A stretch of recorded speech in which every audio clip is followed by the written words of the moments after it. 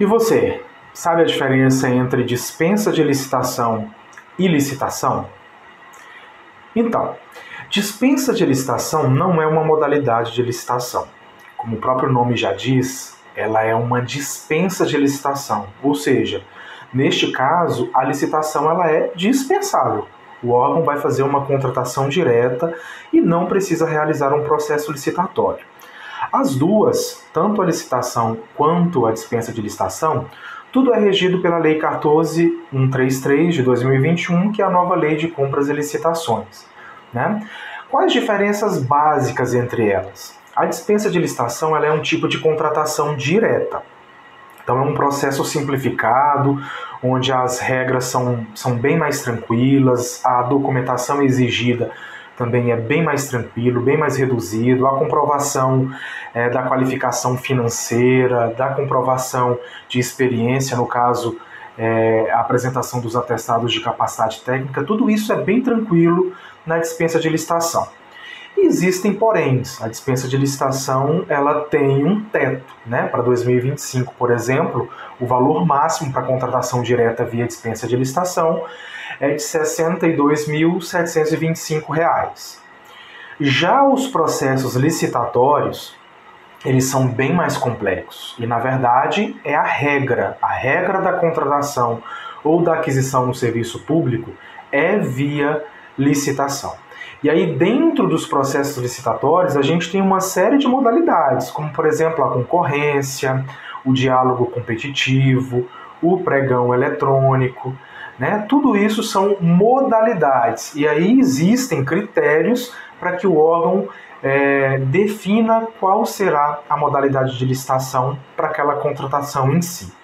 No caso de obras, por exemplo, a grande maioria é sempre por concorrência.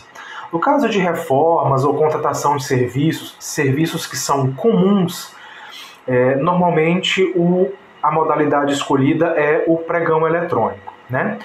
Em relação à documentação, é exigido bem mais documentos, é preciso por parte do órgão um planejamento muito maior, ou seja, tem bem mais etapas que na dispensa de licitação.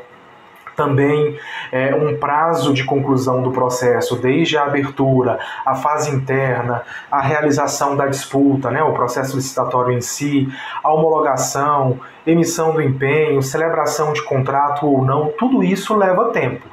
Num pregão, por exemplo, isso pode variar de 40 dias a até 4, 5 meses, a depender da complexidade daquilo que está sendo contratado ou adquirido.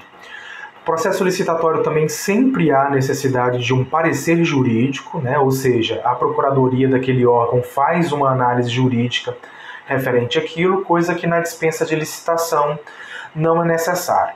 Importante destacar também que as dispensas de licitações, esse teto de 62.725, ele é para o inciso 2 do artigo 75, né? No caso, o inciso 1, que é para a obra de engenharia, é um valor bem mais alto.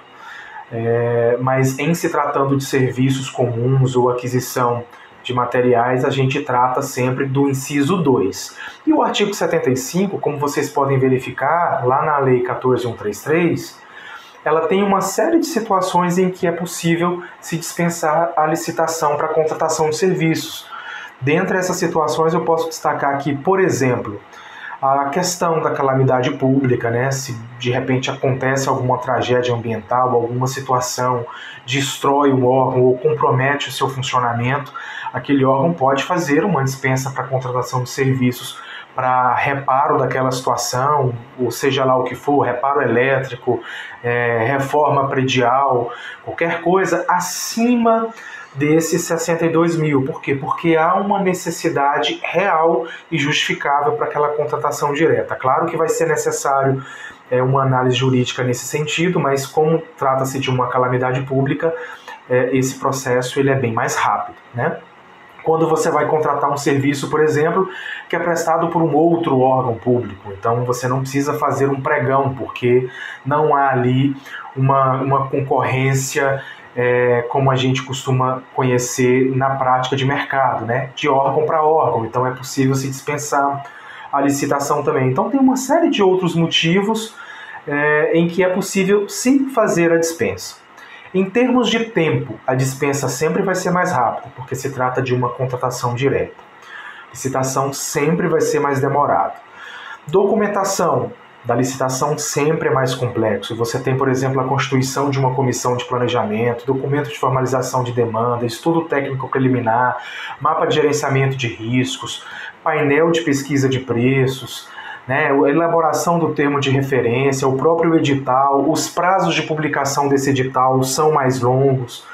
Então tudo é mais complexo, você tem ali a fase interna dentro do órgão até que essa dispensa seja publicada para que você possa, enquanto prestador de serviço ou fornecedor de material, tomar conhecimento da publicação dessa licitação, preparar sua documentação e participar. Já com a dispensa é tudo mais rápido. No caso da dispensa eletrônica, talvez ali em uma semana ou talvez até menos, dependendo da gravidade e da necessidade do órgão, ele consiga ali instruir o processo, publica, e aí no caso da dispensa eletrônica com disputa, ela fica publicada ali no painel nacional de contratações públicas, né, por 3 dias recebendo propostas, e aí vem durante o dia definido, de 6 a 8 horas ali de duração, o momento em que os participantes que enviaram proposta no sistema disputam entre si pelo menor preço, né? Normalmente o critério mais escolhido pelos órgãos é sempre o critério do menor preço, embora tenha a melhor técnica e também tenha a melhor técnica e preço. Mas a escolha do menor preço é sempre a mais utilizada porque requer menos trabalho, e muitos órgãos trabalham com um número de servidores reduzidos, é sempre muita demanda, então isso acaba impactando também, né, até na definição do critério de julgamento daquela contratação. Mas as diferenças principais são essas. É claro que existem outros detalhes mais a fundo, mas não seria relevante aqui para você, enquanto prestador de serviço ou fornecedor de material, tomar conhecimento disso. Você percebe que eu acabo trazendo muitos detalhes de como é a tramitação dentro do órgão, porque eu conheço bem esse processo dentro do órgão, né?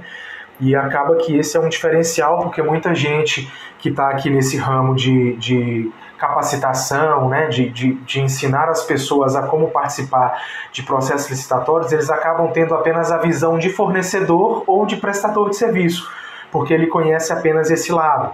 E eu tenho esse diferencial que eu conheço tanto o lado do prestador, de quem vai disputar aquela licitação ou aquela dispensa de licitação, como também o lado do órgão, que é o seu cliente. Então nada melhor do que você conhecer bem o seu cliente para que você possa enviar uma proposta ali que de fato atenda à necessidade dele, e esse conhecimento do seu cliente acaba te dando uma certa vantagem em relação a isso, tá bom?